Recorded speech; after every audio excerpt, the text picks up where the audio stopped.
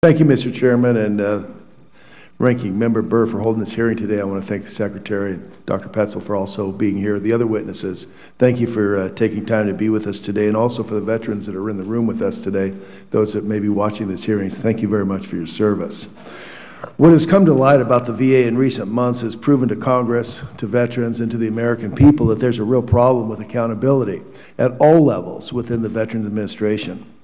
Poor management and care from the VA is also a problem that Nevada veterans are facing, and it's not something that is new, and in fact it's something I've raised repeatedly with the VA to no avail. I believe it's long overdue for this committee to exert its oversight and hold leadership within the VA accountable. Just last week I sent a letter to Senator Shinseki asking for immediate answers about the lack of accountability on the local level and whether the VA leadership finally plans to do something about it.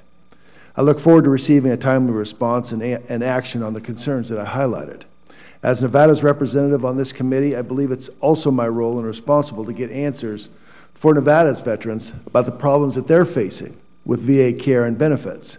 In Las Vegas, veterans have complained of excess wait times in the emergency room, which in itself is too small to meet demand. Just a month ago, the VA Inspector General investigated the VA's treatment of a blind female veteran who waited over 5 hours in the emergency room and later, 2 weeks later, died. The IG also found that a quarter of the veterans in the emergency room wait over 6 hours before receiving care. Furthermore, a Las Vegas veteran wrote me a letter recently and said he had to find care elsewhere because the wait time for an appointment at the VA was longer than 2 months. Given these concerns, as the VA completes its face-to-face audits of VA facilities, I want assurance that all of Nevada's VA medical centers and clinics will be thoroughly audited and that I will receive and be able to review the results immediately. As the co-chair of the VA Backlog Working Group, I'm also extremely concerned with the claims backlog in Nevada.